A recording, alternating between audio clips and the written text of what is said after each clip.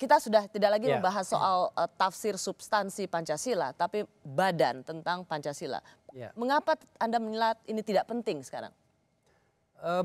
Tidak hanya tidak penting, tapi juga bisa berbahaya ya suatu saat. Karena begini, kan saya selalu melihat itu dari sejarah. Pancasila 18 Agustus itu berlakunya sejak 18 Agustus 1945 sampai 27 Desember 1949. Paling tidak secara formal yang 18 Agustus itu. Tapi kita tidak bisa menilai sejarah itu karena masih revolusi fisik. Nah, kita bisa menilainya ketika dekret Presiden 5 Juli 59. Ketika Bung Karno mengeluarkan dekret kembali kepada Undang-Undang Dasar 45 sampai 1966 yang kita sebut dengan Orde Lama. Nah, Orde Lama itu kalau kita mau objektif kan bukan sejarah bagus dalam sejarah Republik ini. Walaupun yang bagus tentu ada. Tetapi dengan Nasakom itu maka itu kan sudah menjadi sebuah katakanlah ya tinta hitam lah di dalam sejarah kita. Dan itulah tafsir Pancasila Orde Lama itu. Lalu kemudian ketika Orde Baru datang, komnya itu dihilangkan dengan membubarkan PKI, tapi kemudian di zaman Orde Baru, Pancasila dan Undang-Undang Dasar 1945 itu menjadi semacam jimat untuk menggebuk siapapun yang dianggap tidak sejalan dengan pemerintah dengan Orde Baru mengatakan saat itu, dengan mengatakan dia menentang Pancasila dan Undang-Undang Dasar 45, bahkan dinilai subversi. Maka dari dua sejarah ini saya melihat ketika Pancasila itu dibajak oleh negara, diangkat ke level state saja, dan state menjadi penafsir tunggal Pancasila, maka Pancasila itu menjadi alat gebuk. Orang yang tidak setuju. Dan itu bisa terjadi ketika itu dilembagakan. Nah, kemudian pada masa awal-awal reformasi kita kan tidak bicara Pancasila yang diambil oleh negara. Baru kemudian 2017-2018 kita bicara lagi mengenai Pancasila yang harus diambil negara untuk pembinaannya. Karena ya ada persaingan politik yang sesungguhnya yang sifatnya temporer. Anda pernah mengatakan ini tidak pernah terlepas dari Pilkada DKI, pemilu presiden kemarin. Pilkada DKI. Nah, saya melihat bahwa persaingan ini kan sifatnya temporer sesungguhnya. Kenapa Anda tidak melihat bahwa ini untuk kepentingan bangsa?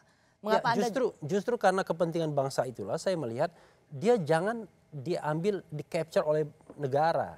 Karena kenapa? Pemerintah dan negara itu kan berbeda.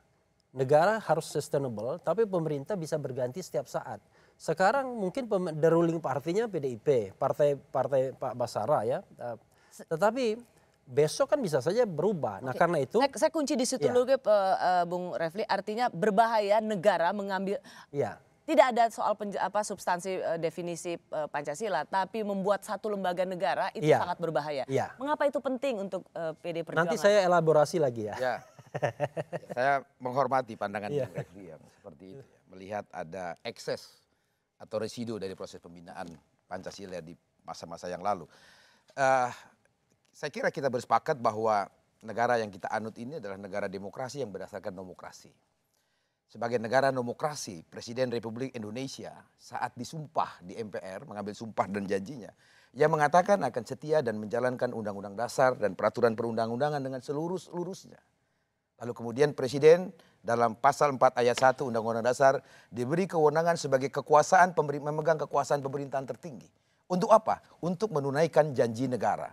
Janji negara di pembukaan Undang-Undang 45 dikatakan yang pertama adalah melindungi bangsa dan segenap tumpah darah Indonesia. Janji melindungi bangsa dan segenap tumpah darah Indonesia diantaranya adalah melindungi bangsa Indonesia dari serbuan-serbuan ideologi transnasional yang sekarang masuk ke Indonesia secara terstruktur, sistematis dan masif.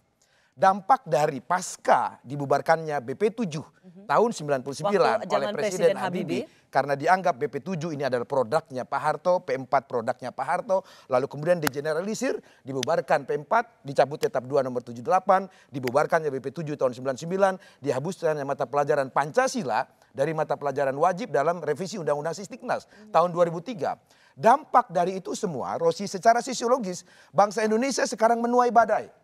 Ya, kita lihat berbagai survei, betapa ideologi intoleransi, ideologi ekstremisme keagamaan masuk ke Indonesia secara TSM, lalu kemudian berubah orientasi ideologi sebagian generasi kita.